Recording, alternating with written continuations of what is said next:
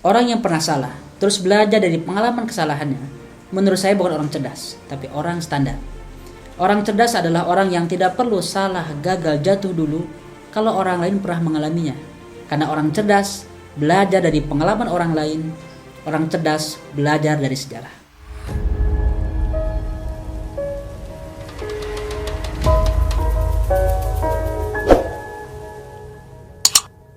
Assalamualaikum sahabat-sahabat, kembali dengan saya Muhammad Elfandi.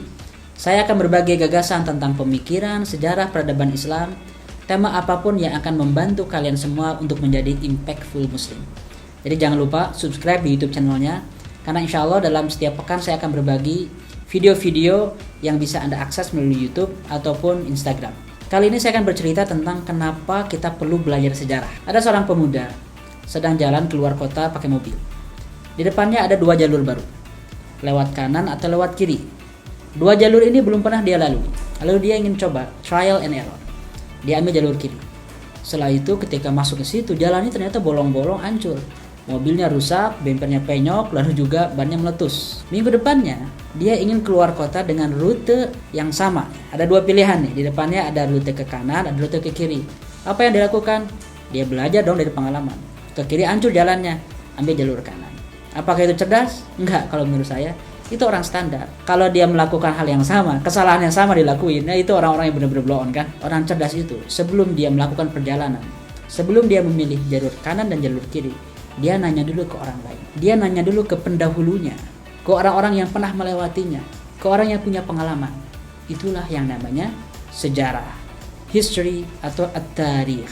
Nah, saya sangat concern mempelajari sejarah. Saya punya ribuan buku. Dan 30% buku saya itu tema-temanya sejarah. Sejarah Islam, sejarah dunia, sejarah Eropa, sejarah Indonesia. Kenapa saya hobi banget belajar sejarah? Bagi saya, sejarah itu mengajari 3 hal yang akan mengubah pola pikir, bahkan mengubah hidup kalian semua. Kenapa sejarah itu penting banget? Alasan pertamanya, karena sejarah itu akan selalu berulang. Rumusnya sederhana, karena sejarah berulang, maka kesalahan-kesalahan berpotensi berulang. Nah, orang yang pintar, kalau dia belajar sejarah, dia tidak perlu mengulangi kesalahan yang sama. Makanya dalam Al-Quran, sepertiga isi Al-Quran itu sejarah, kisah. Allah mengatakan dalam surat Ali Imran ayat 137, Qad khalat min qablikum sunanun. Sebelum kalian itu ada sunnah-sunnah. Sunnah atau sunnatullah itu adalah pola kehidupan yang tidak akan pernah berubah. Sebelum kalian itu ada sunnatullah. Fasiru fil ardi, berjalanlah di muka bumi. Fangduru kaifa kana akibatul mukadzibin. Lalu analisalah bagaimana nasib orang-orang yang mendustakan agama. Itu perintah Allah. Jadi kita disuruh untuk menjelajahi dunia ini. Jadi jalan-jalan itu penting ya. Traveling, jalan-jalan, keluar negeri, keluar kota, ke pulau-pulau baru. Itu penting dengan satu syarat. Syaratnya kata Allah, fangzuru, analisalah. Jadi kalau jalan-jalan cuma belanja, cuma selfie-selfie, itu nggak ngaruh. Itu nggak penting. Tujuan utama jalan-jalan adalah mempelajari nasib orang-orang terdahulu. Yang kata Allah, fangduru kaifa kana akibatul mukadzibin. Analisalah bagaimana nasib orang-orang yang mendustakan agama. Orang-orang yang jahat, orang yang zalim, yang pernah hidup di masa lalu, penting kita pelajari. Contohnya Fir'aun.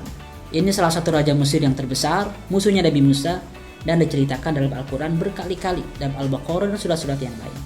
Fir'aun itu dalam sejarahnya punya teknologi yang luar biasa canggih. Piramid itu didirikan oleh raja-raja Mesir, fungsinya hanya untuk kuburan raja. Besar. Satu batunya itu bisa 2-5 ton, ada jutaan batu. Dan batunya perlu diangkut dari selatan Mesir menuju Giza. Giza itu 1,5 jam lah kira-kira dari Kairo. Dengan teknologi yang luar biasa. Hari ini kita nggak kepikiran gimana bikin piramid di zaman dulu ya, tanpa peralatan canggih, tanpa peralatan modern yang kita miliki. Tapi Fir'aun mampu. Artinya Fir'aun memiliki kemampuan teknologi. Memiliki para pengusaha seperti Qarun. Ini ekonom di zaman Fir'aun yang hartanya menurut riwayat kunci gembok dari gudang hartanya aja perlu diangkat oleh 7 laki-laki perkasa. Itu kuncinya aja. Bagaimana hartanya? Ini orang gak kekurangan apapun, punya segala-galanya. Tapi ketika orang kaya seperti Qarun dan politisi berkuasa seperti Fir'aun zalim, menindas masyarakat dan kufur kepada Allah, Allah hancurkan. Allah tenggelamkan Fir'aun di bawah Laut Merah. Allah hancurkan kekayaan Qarun dan semua hartanya tenggelam di bawah tanah. Makanya kalau kita nemu harta di Garut misalnya, kita bilang harta karun, padahal Qarun belum pernah jalan-jalan ke Garut. Jadi sahabat-sahabat, Firaun itu pelajaran. Kalau ada pemimpin, penguasa, presiden, siapapun bermental Fir'aun, memperlakukan masyarakat, rakyatnya kayak Fir'aun, ya nasibnya kira-kira sama. Nah, orang bodoh adalah orang yang mengulangi kesalahan Fir'aun di abad 21 ini. Quran bercerita tentang kisah seorang raja luar biasa, agung, berkuasa di dunia ini, namanya Zulkarnain. Dzu artinya yang memiliki, Qarn artinya tanduk, Qarnain artinya memiliki 2 tanduk. Itu kiasan bagi seorang raja yang memiliki power di timur dan barat. Zulkarnain itu. Zulkarnain suatu hari ketemu dengan masyarakat yang sangat tertindas. Masyarakat ini minta tolong ke Zulkarnain untuk membangunkan bagi mereka satu benteng besar yang akan melindungi rakyat ini dari serangan Ya'juj dan Ma'juj. Ini 2 kaum yang mufsiduna fil ardi katanya, orang-orang yang merusak di muka bumi. Kaum ini kaya, punya kekayaan alam yang luar biasa, bahkan mereka berani menawarkan Zulkarnain, tolong bangunkan benteng, nanti kami kasih kamu uang, kata kaum ini. Tapi Zulkarnain gak mau, karena orang-orang kayak gini, kalau dibantu dibangunkan infrastruktur dan mereka bayar pakai uang, mereka akan kebiasaan. Karena mereka ini masyarakat yang malas. Masyarakat yang malas, yang hobinya mengimpor tenaga kerja asing, minta bantuan finansial, minta bantuan dibangunkan sesuatu nanti kita bayar, bahkan harus ngutang. Masyarakat seperti ini nasibnya ditindas oleh bangsa lain. Mereka ini ditindas oleh Ya'juj dan Ma'juj. Ini kan kesalahan masyarakat. Kalau hari ini ada masyarakat yang sama karakternya, nasibnya akan sama juga. Jadi kita belajar sejarah itu agar kita tidak perlu mengulangi kesalahan sebuah bangsa, sebuah umat, sebuah kerajaan, sebuah masyarakat.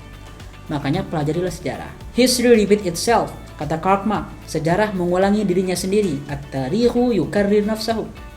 Jadi apa yang pernah terjadi di masa lalu itu akan kembali lagi terjadi di masa kini.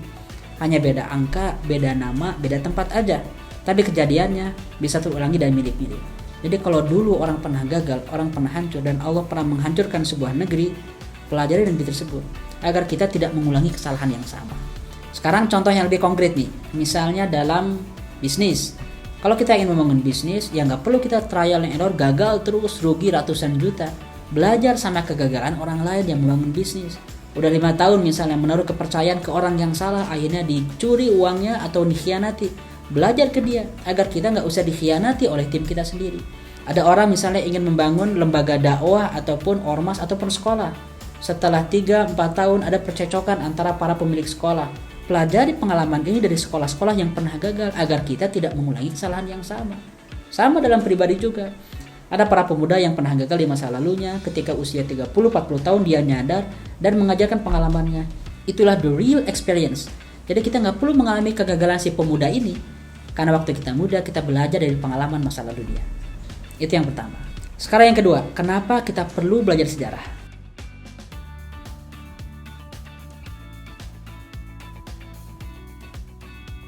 Kita belajar dari sejarah agar kita tidak mengulangi kesalahan yang pernah ada dalam sejarah. Gitu kawan-kawannya, secara umum sejarah itu ada 2 komponennya. Ada yang bersifat informatif, angka, data, tanggal, ya nama-nama, tempat.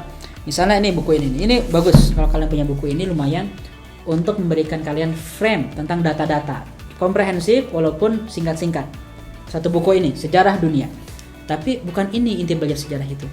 Inti dari belajar sejarah adalah yang kedua, mempelajari pola-pola kehidupan. Rumus sukses, sebab kegagalan, itu kurang lebih.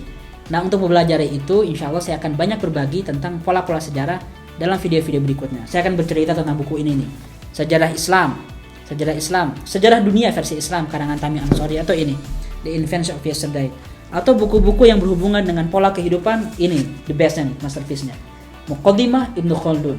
Totalnya itu tebal, tapi ini buku pengantarnya. Ini buku jilid pertamanya yang menjadi karya fenomenal yang abadi, diterjemahkan ke berbagai bahasa, bahkan dipelajari oleh riset-riset para ilmuwan seluruh dunia. Muqaddimah Ibnu Khaldun.